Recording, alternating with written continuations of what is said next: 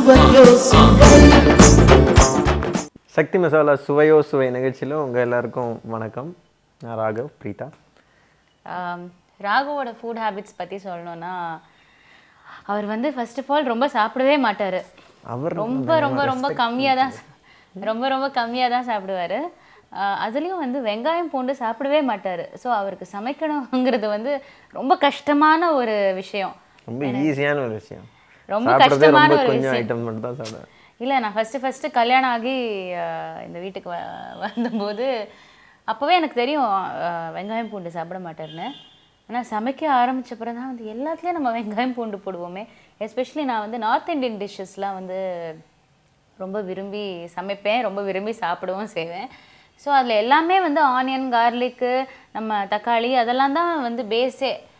So இது எப்படி பண்ணலாம் அப்படின்னு ரொம்ப யோசிக்கும்போது என்ன நினச்சேன், சரி சின்ன வெங்காயம், சின்ன வெங்காயம் இல்லை, ஒரு நார்மல் வெங்காயம், சின்ன சைஸ் வெங்காயம் வந்து நல்லா குட்டி குட்டியாக கட் பண்ணி நல்லா மைக்ரோவேவில் வந்து ஒரு 10 நிமிஷம் பாயில் பண்ண அதோட ஸ்மெல் எல்லாம் போயிடும். இவருக்கு வந்து வெங்காயம் ஸ்மெல் பிடிக்காது.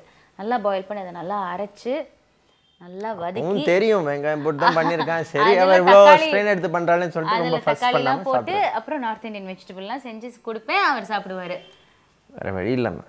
அவருக்கு சப்பாத்தி ரொம்ப விரும்பி சாப்பிடுவார். சப்பாத்தி ரொம்ப விரும்பி சாப்பிட்றதுனால சப்பாத்தி வந்து ஒரு நாளைக்கு ஒரு ஸ்டஃபிங். இல்லை, ரெண்டு பேருமே வந்து ஹெல்த் ஃபுட்ஸ் நிறைய வந்து ப்ரிஃபர் பண்ணுவோம்.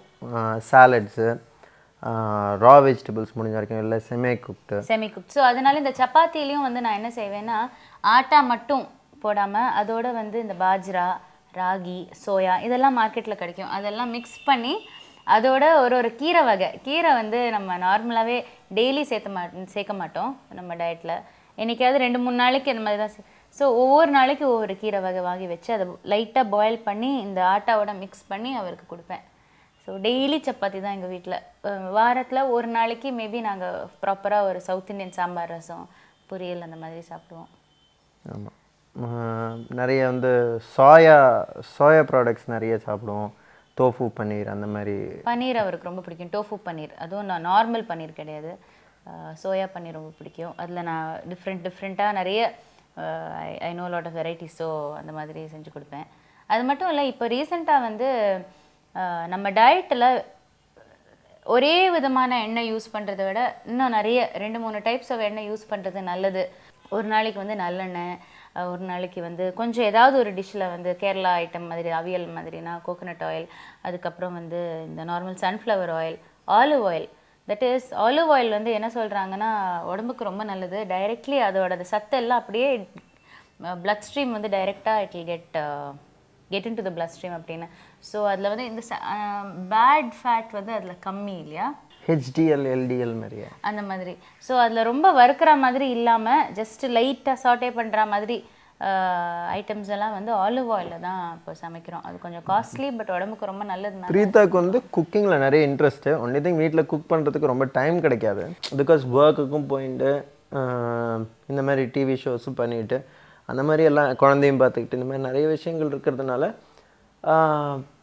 ஷி கெட்ஸ் ஒன்லி ஒரு லிமிட்டட் அமௌண்ட் ஆஃப் டைம் தான் கிடைக்கும் குக்கிங்க்கு. But in spite of that cook பண்ணுவாள். அந்த டைமுக்குள்ளே என்ன மேக்ஸிமம் பண்ண முடியுமோ அவள் ரொம்ப ப்ரிஃபர் பண்ணி செய்கிறது நிறைய நார்த் இந்தியன் டிஷ்ஷஸில் நிறைய வந்து எக்ஸ்பெரிமெண்ட் பண்ணி நிறைய விஷயங்கள் பண்ணுவாள். அவளே நிறைய இன்னோவேட்டிவாக சில நியூ திங்ஸ்லாம் ட்ரை பண்ணுவாள். இதில் இதை மிக்ஸ் பண்ணால் எப்படி இருக்கும், அதில் மிக்ஸ் அவளுக்கு வந்து ஒரு லேப் மாதிரி இந்த கிச்சனுங்கிறது.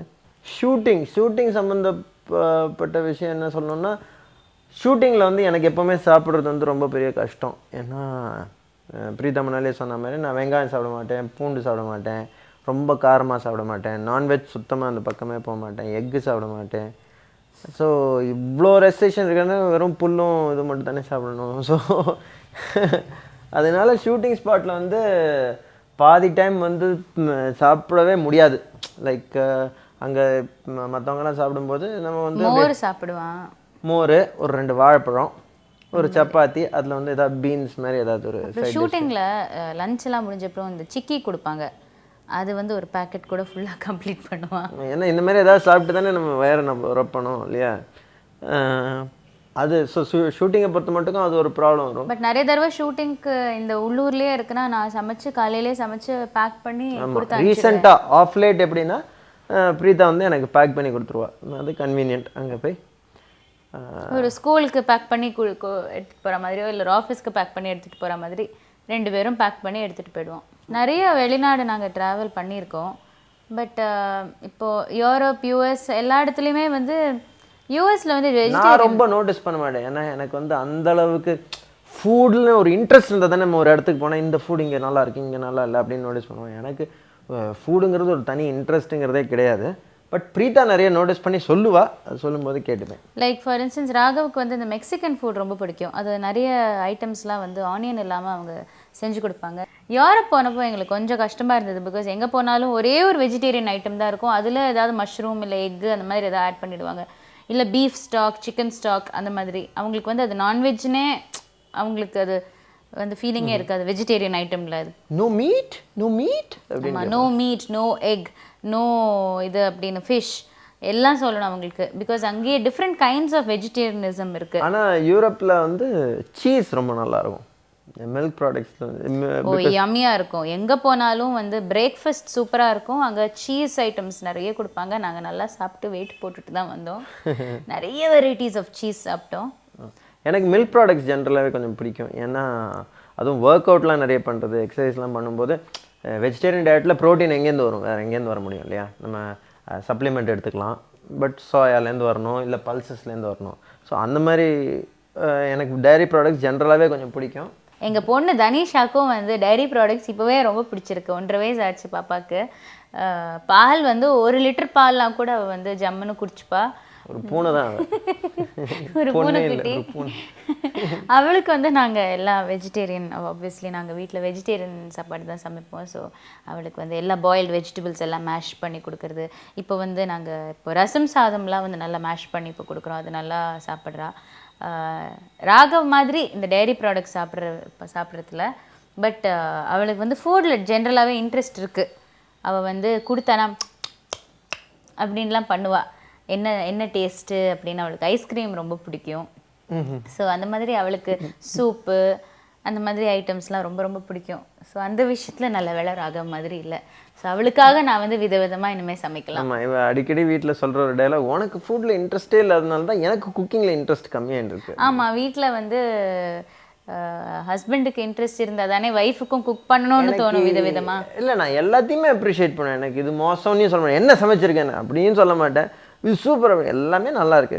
எல்லாம் நான் வந்து நாளைக்கு உப்பே இல்லாமல் கொடுத்தா கூட நல்லா இருக்குன்னு. நாங்கள் இன்ஃபேக்ட் உப்பு ரொம்ப கம்மியாக தான் சாப்பிடுவோம். அதுவும் இப்போல்லாம் உப்பே ஆட் பண்ணுறது இல்லை. உப்பு, சுகர், அப்புறம் வந்து காரம், ஆயில் இதெல்லாம் ரொம்ப ரொம்ப ரொம்ப கம்மியாக தான். எனக்கு 2 மாதத்துக்கு ஒரு தடவை 1 லிட்டர் 1.5 லிட்டர் எண்ணெய் யூஸ் ஆகும். ரொம்ப ரொம்ப கம்மி.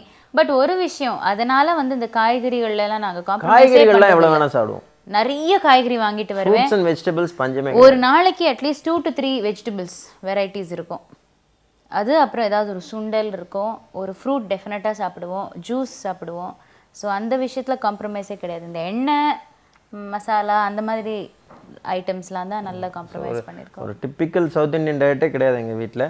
ராகவ் ஆல்ரெடி சொன்னார், நாங்கள் வந்து ரொம்ப ஹெல்த் கான்ஷியஸ்.